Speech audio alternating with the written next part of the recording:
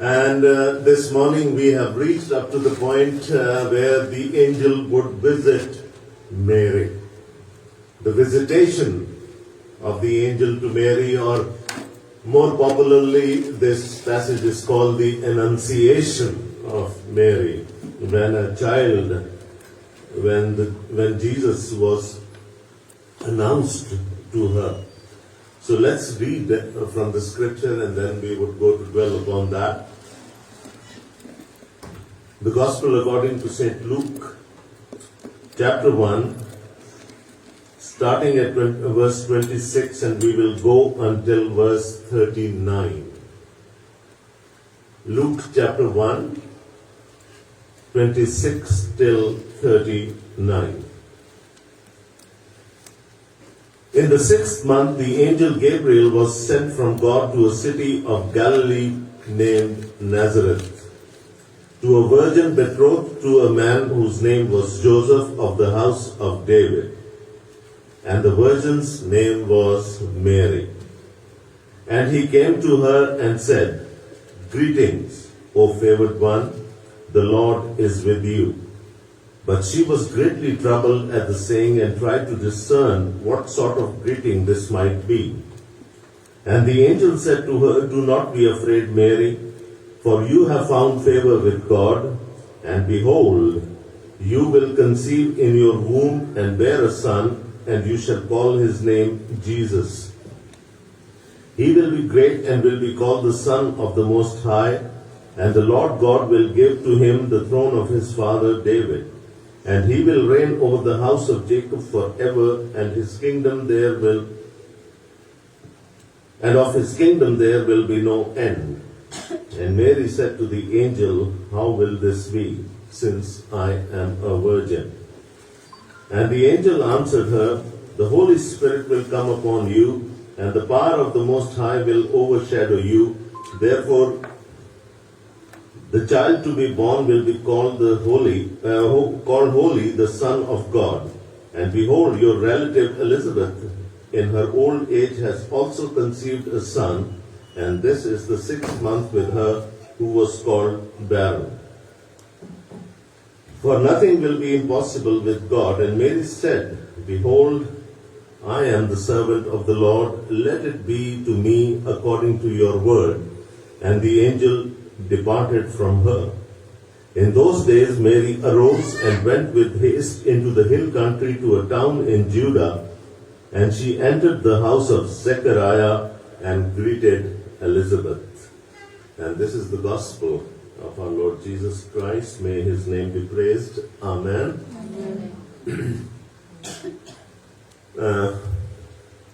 If you have been looking at the story of Zechariah and Elizabeth, you would know that suddenly Gabriel had become very, very busy.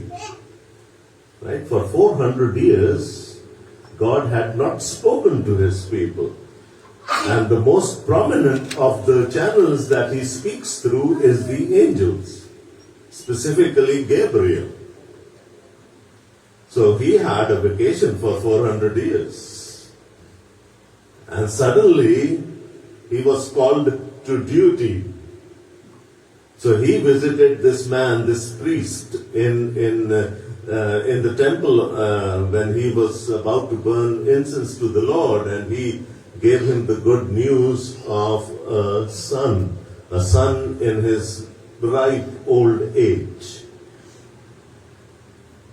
Do you remember his reaction to that? He did not believe it. And he was struck dumb for a certain period of time. And now, the scene has changed. There has been a time lapse, the scene has changed, and now Gabriel is visiting a virgin, a young woman in Galilee, in the town of Nazareth. Now there can be many a thread that we can pick to preach upon this message. There are a lot of things. We can focus on Mary, We can focus on her righteousness, we can focus on her acceptance of the Word of God, and of course, all those things are very, very important. But I think more important in this message is the revelation of God. It's the Word of God that is very, very important. It says Mary was troubled by the word that was brought to her. The message, the revelation of God that came to Mary through Gabriel. It was sent by God Himself. And then it was Gabriel who said that the word of God will not go in vain. So whatever God plans, whether a person like Zechariah, an old priest like Zechariah wouldn't believe it, or a young virgin would believe it, the word of God is holy, the word of God is mighty, the word of God can do everything that the Lord plans. And just to give you a background on that, I would like to take you to the introduction of the Gospel according to St. John. And we almost know those verses by heart. And what does John say? In the beginning was the Word, and the Word was with God, and the Word was God. Right? So we are talking about the thread that I want to pick this morning for our learning is the revelation of God, the Word of God, and how does it work, right? And what does John tell us about the Word? That it was from the beginning, it was pre-existent, it was with God, it was co-existent with God at an equal level, and it was God. The Word was God. It was self-existent. He was in the beginning with God. All things were made through Him, and without Him was not anything made that was made. In Him was life. And then in the 14th verse He tells us, and the Word became flesh. So the Word of God can do anything. Like if we say nothing is impossible with God and God can do anything, then Word as part of His being is also mighty. It's almighty rather, and it can do anything that God wants. What is John focusing on? The Word created. The Word is a creator. So whenever there is a creation, the Word becomes involved there. Right?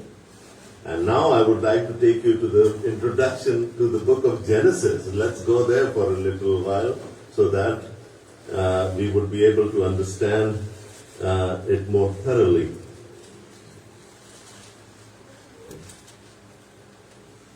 So there are two books in the Bible which start the same. In the beginning, right? So John picks up the thread from Genesis. And what does Genesis tell us? In the beginning, God created the heavens and the earth. Now we are talking about creation.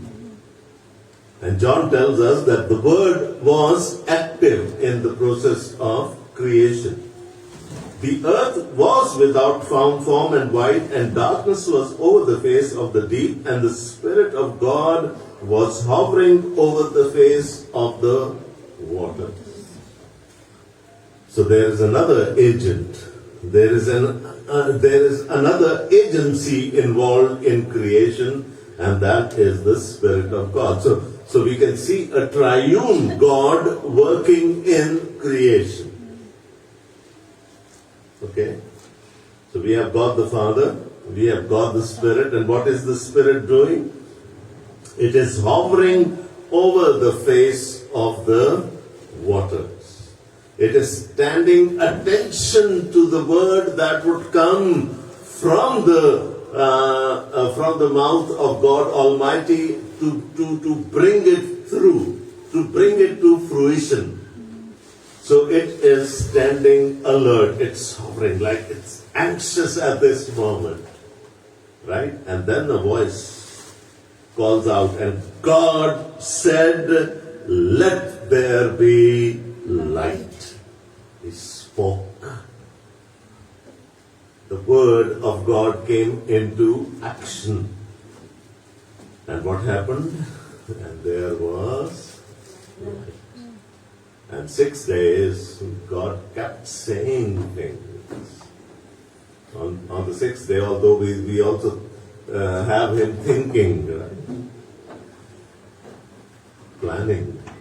But here, most of the time, God is saying something, and through the Word of God and through the Spirit of God, things are created as God would have visualized them, as He would have seen them.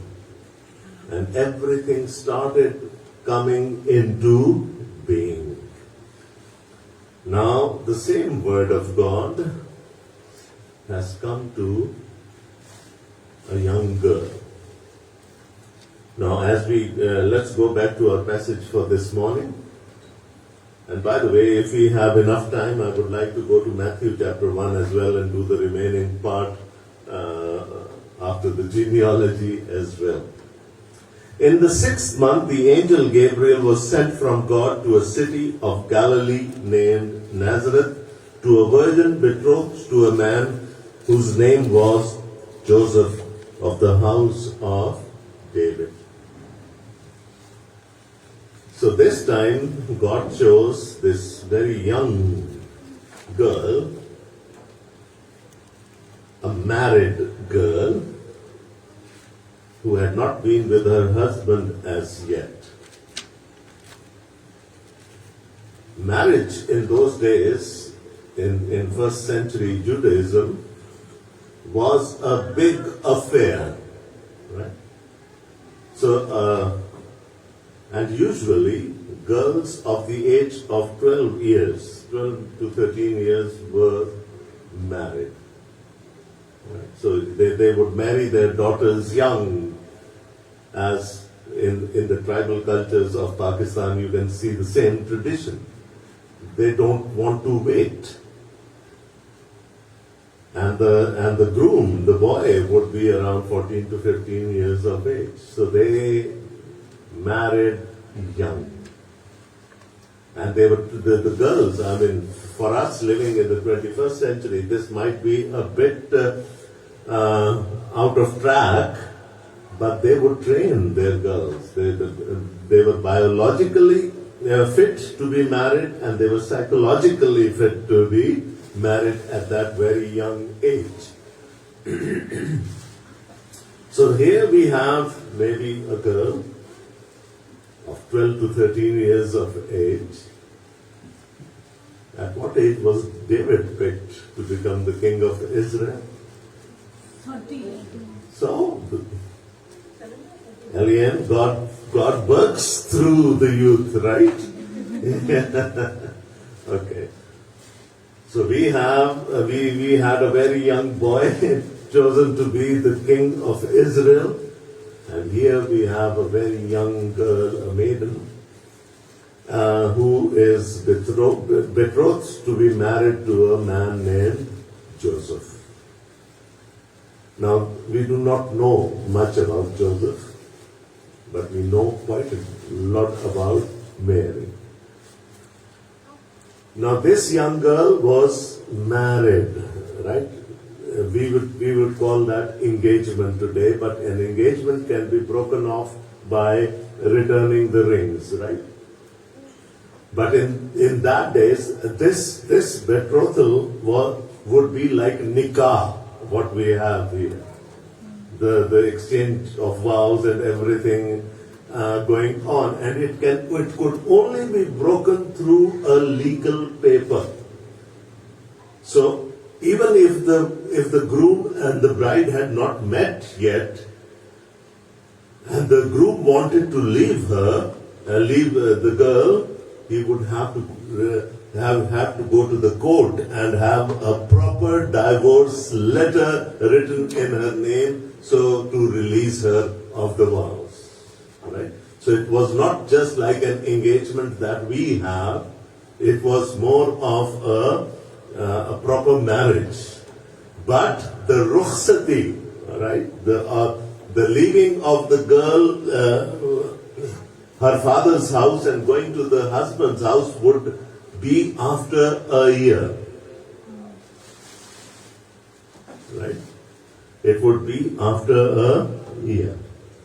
And in that time, they would mature, of course, since they would know that now they are married and they have to take on the responsibilities of husband and wife. So they would mature, they would learn, and the husband would provide for his wife to come to his house. So he would build a house or extend a portion of the house and bring in the furniture, everything else that would be required. And 1 year after, in Hebrew, that first ceremony is called Kiddusha.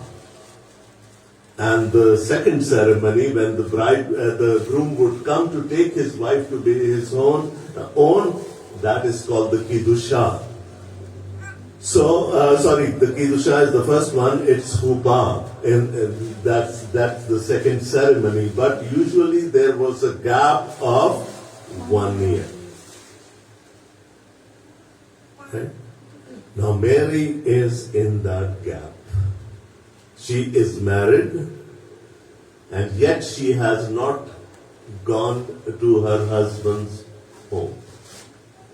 So they have not united in marriage. The marriage hasn't been consummated so far. Right? And now, what happens? Gabriel, the same old Gabriel, the messenger of God, comes to this young lady.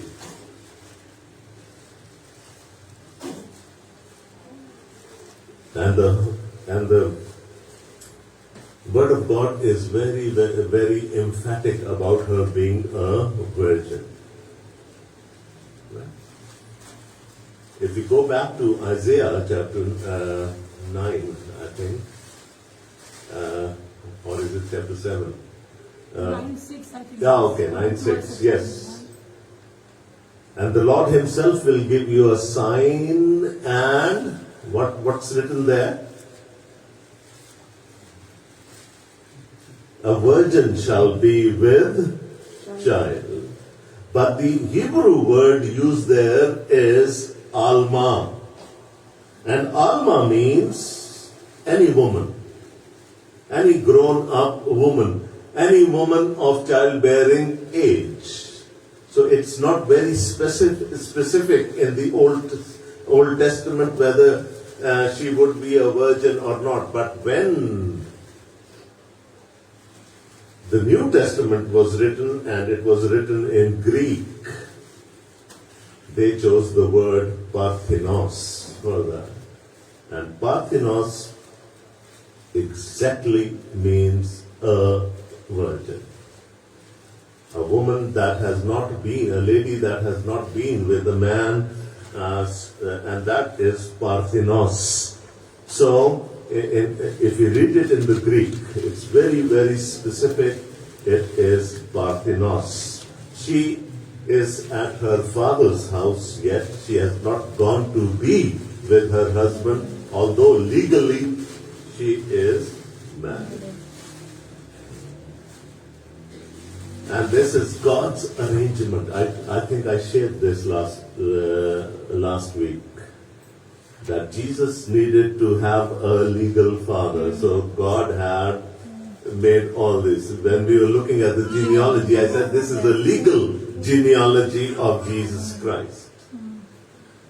And that is God's provision for Jesus to have an earthly father who can fill that blank in the papers which says Father's name.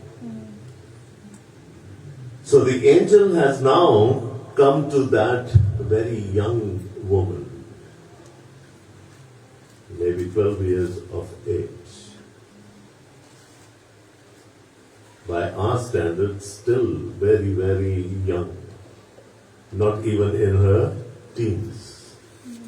Maybe she would have started her teens, but she was very, very young.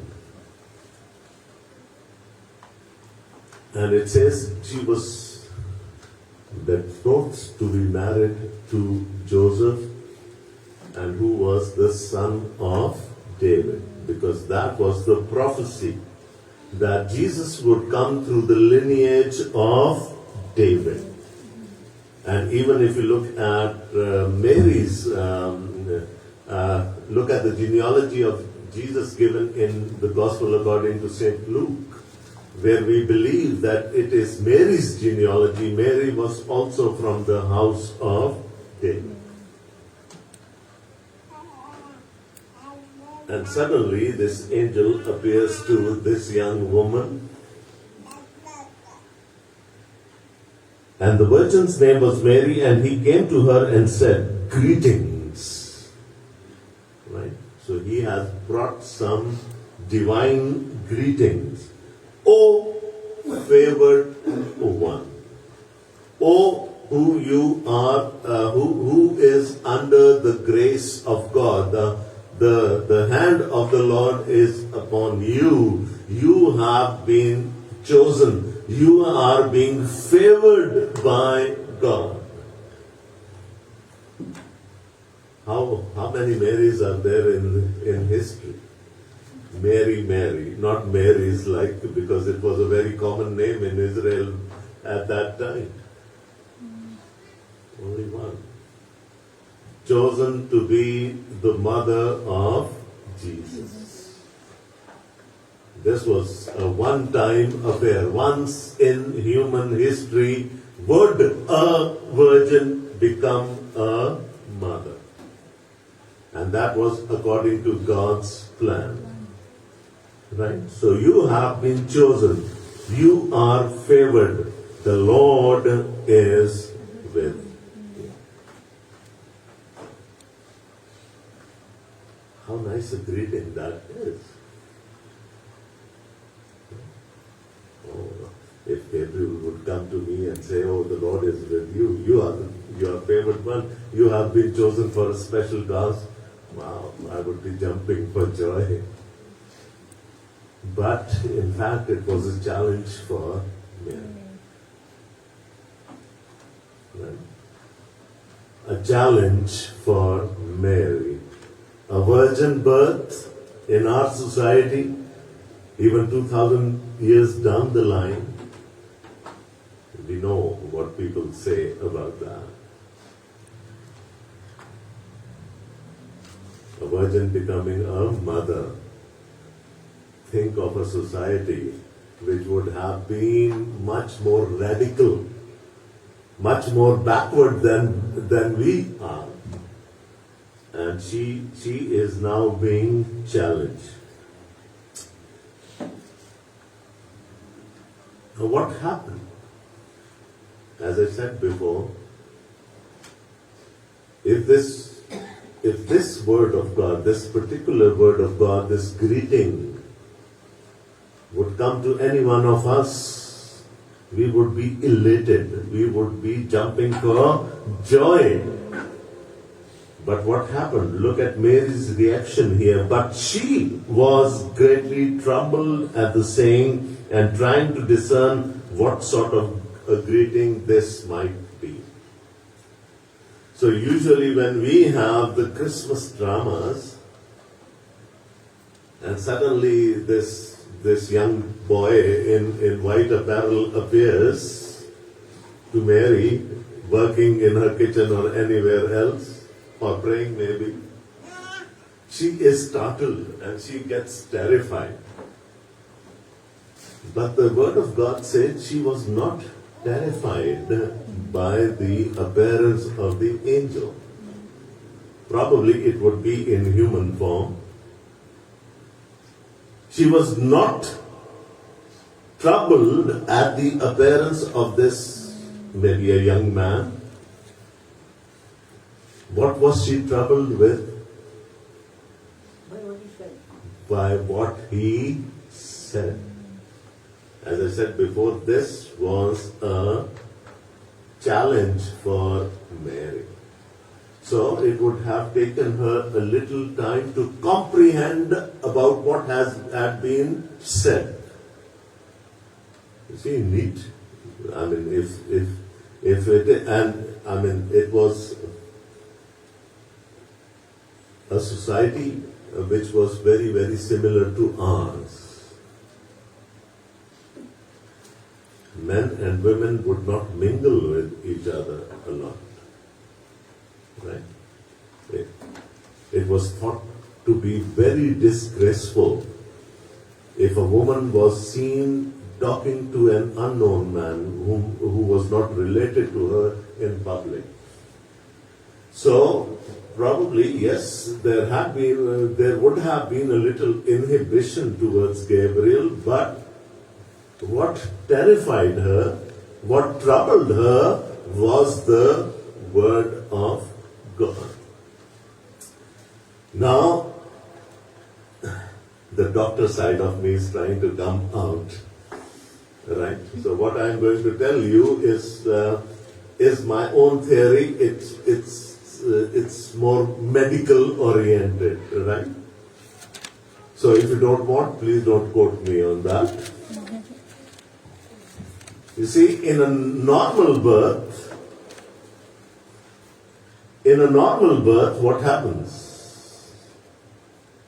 One cell from the male and one cell from the female combine together, right? The sperm from the male and the egg or the ovum from the female, they come together, and we call that process fertilization. And that is, boom, it starts the process of conception. Right?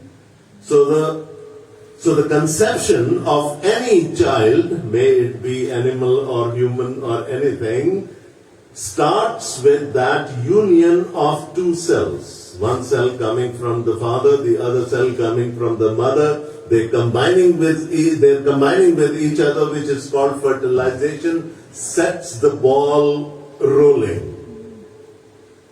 It then becomes a zygote and goes through different processes over the 9 months, and then we have a child in our arms. Now something is missing here in this birth.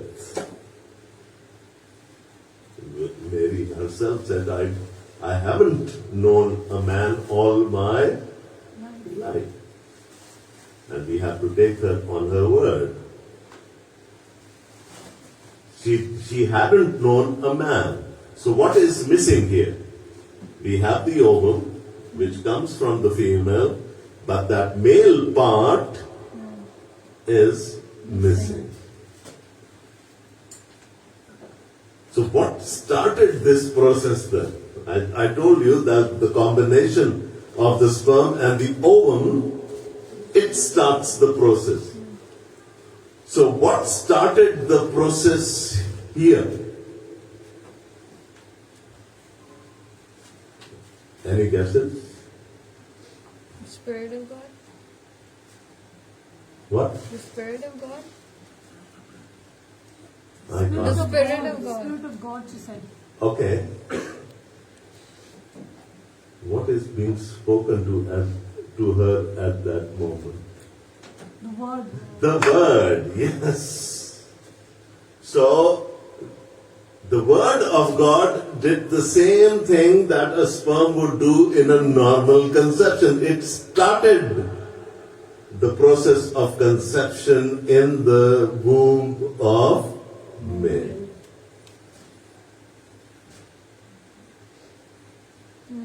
If you are confused, okay. The Quran says Jesus is Kalmatullah or Kalmatum min Allah. Right? He is the Word of God, or the Word that has come out of God. Right? So why was Jesus called the Word of God? Because he was conceived through the Word of God.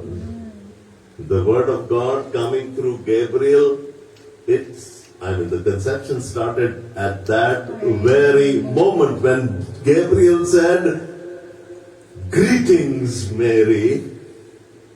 Something happened inside. And that's why we call him the Logos, the Word of God. The incarnate Word of God, because he was conceived through the Word of God. Now, I brought a bit of medical science into the equation, but that makes it very, very easy for me to understand it. You need that spark, that impetus to start the process of conception. So it was the Word of God. Now, okay, everything is fine, but Mary is a human being, and the Word of God says that no human being can be righteous. So Mary wouldn't have been righteous, quote unquote. How can God, or the Word of God for that matter, dwell in her womb?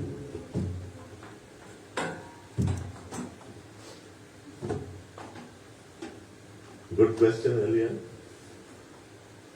Yes. How can God reside in a human womb? Any answers? You had told us a while back that righteousness is not what we think. Oh, yeah, I know that. Let's not go. Dependent upon God. No, that's what you said. You're God now. Okay. So she was dependent upon God. I stand accused.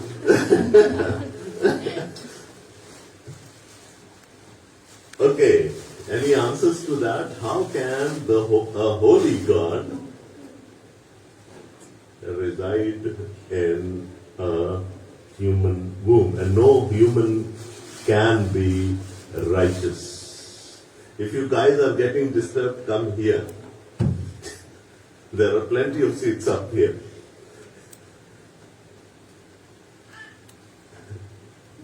Okay. Any answers? Anything that comes to your mind? Because today we are made righteous by when we put our faith in Jesus, what he Yes. did on the cross. Yeah. But at that time, Jesus was not dead. Yeah. How did he get Yeah, righteous? how did? Yes, that's my Probably question. by the law, by the Old Testament law. No. The Holy Spirit. Thank you. The text tells us, what did Gabriel say? The Holy Spirit will overshadow you. It would come and cleanse the receptacle where God has to reside for 9 months. It's in the text. And what did we see in Genesis? In normal creation, what were the two agents except for God? Holy Spirit. Holy Spirit and Jesus. the Word of God. What are the two agents involved here in the conception of Jesus, in the creation of Jesus? The Word and the Spirit. The Word of God and the Spirit of God. This does not change. Alright? Anything that is mentioned in the first book of this Bible goes through the fabric of the whole Bible till the end. Nothing changes. So if God told us that creation is through His Word and His Spirit, every time anything would be created would be through His Word and His Spirit. even the new creation. Jesus is the new creation. He is the first fruit among the resurrected. He is the new creation. And you see, it's the same two agencies involved here as well. So, the womb had to be cleaned. Mary had to be made righteous. And the agents that are involved in making us righteous are the Word of God and the Spirit of God. So he said, and the process of fertilization started. And he said, okay, Mary might have had the same question. How can I be chosen for this big task? I'm a sinner. And what did Gabriel say? The Holy Spirit will overshadow you. So he is not going to be a normal human baby. He is going to be fully God and fully human.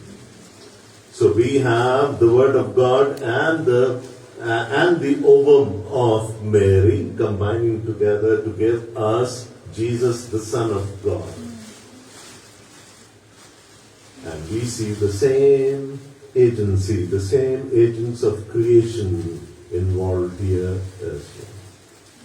So whenever there would be a creation, whether it's creation or a new creation, we see the same elements whenever it happens. So what did verse 35? You see, Mary had a very legitimate question in verse 34. And Mary said to the angel, how will this be, since I am a virgin? And what did Gabriel say? And the angel answered her, the Holy Spirit will come upon you, and the power of the Most High will overshadow you. Therefore the child to be born will be called Holy, the Son of God. Remember my series on the tabernacle? I said a holy God cannot live among unholy men. But God chose that one corner, that one small cubicle for himself, the holy of holies, where he said, I am going to reside here, and anyone who would dare to come near me would have to sacrifice an animal and shed blood before he would be able to approach me. And here we have the cleansing of Mary, the cleansing of her womb through the Holy Spirit, so that the Son of God would reside there. And as it goes in verse 31, and behold, you will conceive in your womb and bear a son, and you shall call his name Jesus. Yeah, what child is this? Right? It is different. Is different. He will be great and will be called the Son of the Most High, and the Lord God will give to him the throne of his father David, and he will reign over the house of Jacob forever, and his kingdom there will have no end. So he's saying that this child who is coming into this world, although he is different, he is the same. He's the same in the history of salvation. Right?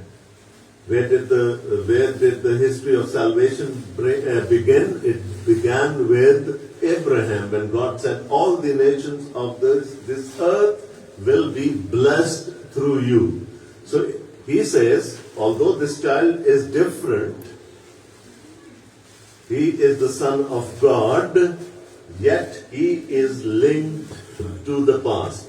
That's what we saw through the genealogy of Jesus last time. Remember? Yes. It's not new. It is new, but rooted in the old. And that's what Gabriel is telling Mary here. he will, and God will give to him the throne of his father David. So the Son of God had to come through the lineage of David. He is linked to the past, right?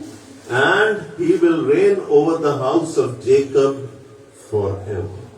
So, yes, he is different, but he is part of the same linkages that you can connect back to Jacob or connect back to Abraham. Matthew did that. He connected it back to Abraham. So it's one God, and it is one scripture, and only one means of salvation. Should I ask you a question?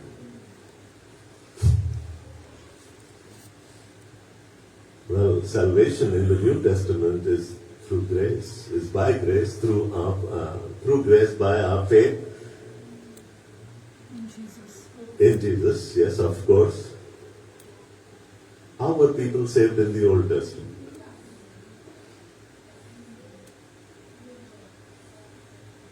So they gave us sacrifices. As in the sins were forgiven through sacrifices. Yes. What else?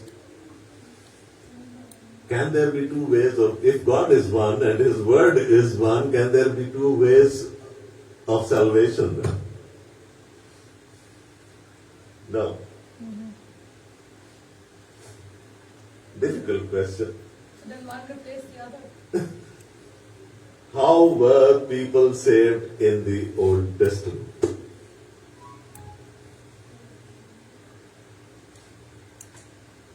Their good deeds. Good deeds. Good deeds. Wow. Are you talking about Jews or Gentiles? Jews. Anyone? That depended on. Through the sacrifices that they offered. Yes. No, through the The descendants blood. from Abraham. The Jews took the salvation from Abraham. No, that's why they looked on the Gentiles. Take salvation. And how do we take our salvation? From Jesus Christ. And where did Abraham take his salvation? From God, from His faith. Faith in what? God. Oh, yeah. You see, there is only one source of salvation, and that is Jesus. That has to be Jesus. So Jesus said in the Gospel of John, your father Abraham wanted to see my day, and he saw it. Right?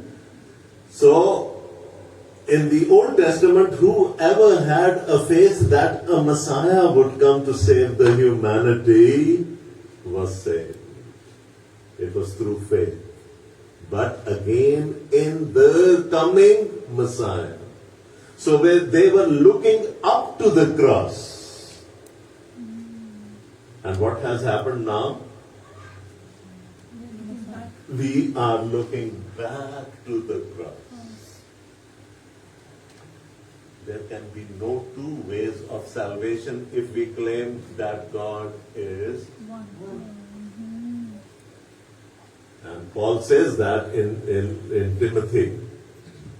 There is only one who stands between God and man, and that is Jesus Christ. There is one intermediary.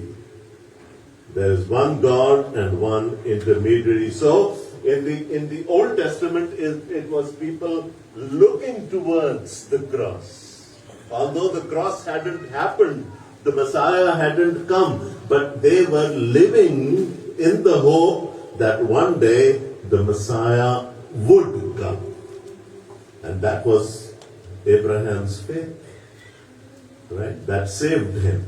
And here we look back to the cross. We are more fortunate that the cross has happened. It's a tangible reality of history. And we are also saved through the person of Jesus Christ. What did Simeon say when Jesus was presented in the temple? let your servant depart in peace now, for my eyes have seen your salvation. So the biblical salvation is not a process, it is a person. Right? I have seen your salvation. It's not a process. It's just faith in that one person who was conceived supernaturally in a virgin's womb, a womb that was cleansed by the Holy Spirit, and the Word of God did the same thing that a sperm would do in a normal conception. It started the process of conception in Mary's womb, and that's why he's called Logos, the Word of God, Kalmatullah.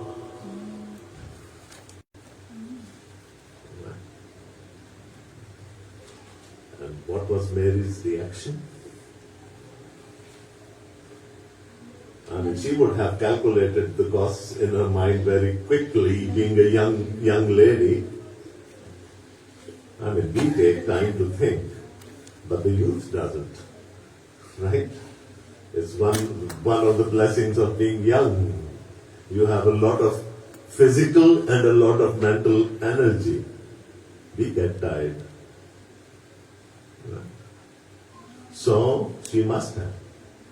And still, what did she say?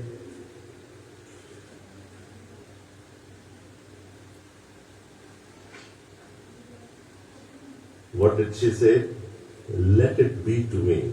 Right? And Mary said, behold, I am the servant of the Lord. Let it be to me according to your word. Now there is a stark difference between the reaction of Zechariah and the reaction of Mary. What would have happened if Mary was reluctant?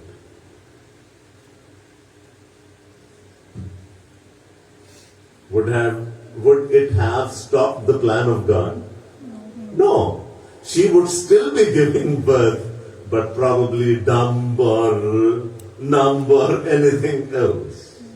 Zechariah he was struck dumb. Right? Yet, he became a father to the herald of our Lord Jesus Christ, John the Baptist. So it happened. Willingly or not willingly, but Mary knew that she had to surrender to the will of God. She had to become part of God's plan of bringing the Savior into the world. Yes, it was a challenge, a very, very big challenge to her. So the will of God will be consummated in any case. It will happen in any case, whether we agree to it or we disagree to it. Zechariah was doubtful. He tended to disagree with Gabriel, and yet he became the instrument of bringing John the Baptist into the world. The will of God came to fruition. But Mary, being more humble, more gentle, she succumbed to the will of God, and she let it be to me as the Lord wants. I am His servant. And a very good word would be doulos. So I am her slave, maid servant. Let it be to me as He has planned. And it says, and the angel departed from her. In the meanwhile, she had been given a sign. And what was the sign? Your relative, Elizabeth, is pregnant. Right? In her old age. And that is a sign for you. And what did Mary do in verse 39? In those days, Mary arose and went with haste into the hill country to a town in Judah, and she entered the house of Zechariah and greeted Elizabeth. Although she said, I am the Lord's servant, may it be to me as you have said, what did she do? The very next day, maybe, she rushed to Zechariah's home. And she met Elizabeth there. Why? To verify. Yes. Because she knew that this is big news for me. So if the sign is true, then what the angel told me is going to come true as well. So she ran there to verify. Right? And plus, who else would be more sympathetic to her than Elizabeth? Mary would say, oh, the angel came to me. Oh, okay. He came to my husband as well. Well, I'm pregnant. Well, I am too in my old age. So she had witnessed the grace of God in her life, and she could be a good mentor to Mary at that very time. She could guide her through. And how long did Mary stay there? For around 3 months, until John was born. And then she returned to Nazareth. And by now she would be showing signs of her pregnancy. She was secluded in Judea, in the house of Zechariah, but when she returned to Nazareth, people would be looking at her, there's something wrong with her. And that is the time when Joseph learned about it. Okay, so let's go to Matthew and let me finish off that chapter for you. Oh, we are running short of time here. Let me very quickly do that. Matthew chapter 1, when we did up till verse 17. Okay, now the birth of Jesus Christ took place in this way. When his mother Mary had been betrothed to Joseph, before they came together, she was found to be with child from the Holy Spirit, and her husband Joseph, being a just man and unwilling to put her to shame, resolved to divorce her quietly. A good man, isn't he?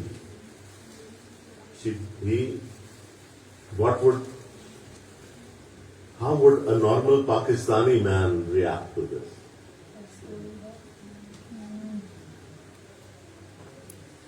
Or for that matter, any man. By stoning her. Huh? By stoning her. That was then, I'm saying today. Same thing. We would like to settle the score. Oh, she has cheated on me. Now I would see that she pays for it. But not Joseph.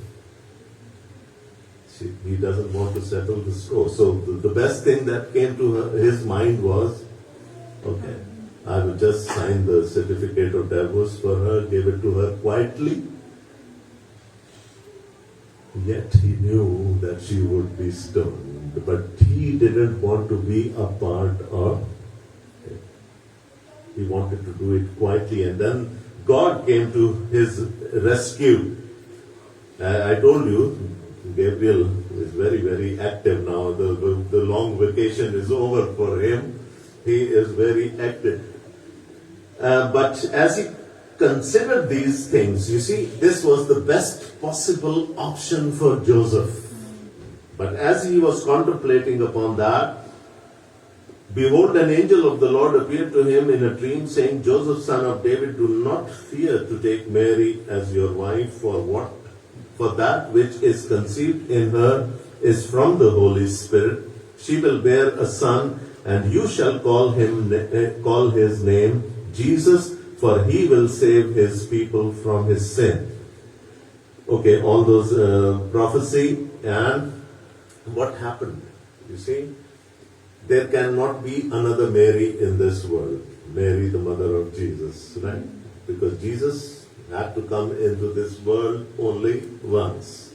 And that particular young girl, a young virgin, was chosen for this big task, and she is a part of history now.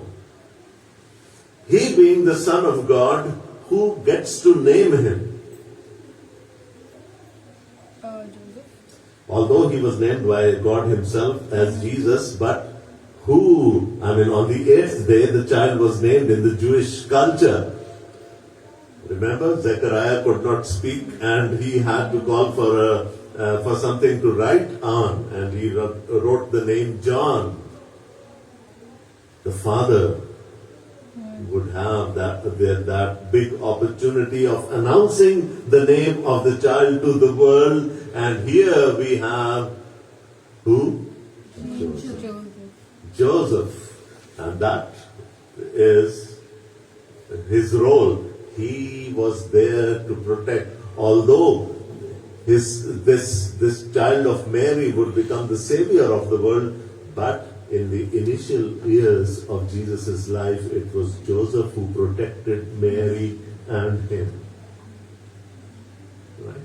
So God had provided for a legal father, for someone, and he chose Joseph for that, and that is again once in a history type of a thing.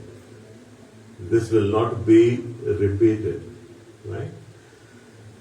And what did he do?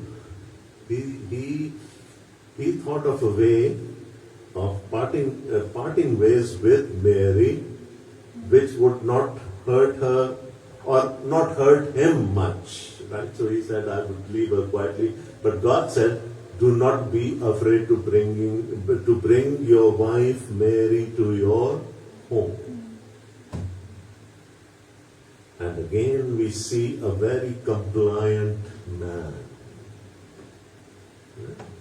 The angel came to Mary and she said, let it be to me as the Lord has planned. I am the Lord's servant. Big risk, right? So now what would people say? Oh, Joseph, poor Joseph could not stay away from his wife while she was away from his home. He brought her to his home. So here we see complying with the will of God, with the revelation of God, with the word of God, both in the life of Mary and in the life of Joseph. The writer, producer, director is God himself. Right? But as the drama is being enacted on earth, we see these very strong characters. Not that our focus would be on their righteousness or their goodness. Our focus is upon that child. What child is this? That child coming into this world and becoming the savior of this world. So he was conceived by the word of God. He lived in a spirit-cleansed environment in the womb of Mary. And when he was born, he became my Savior and your Savior. God bless you all.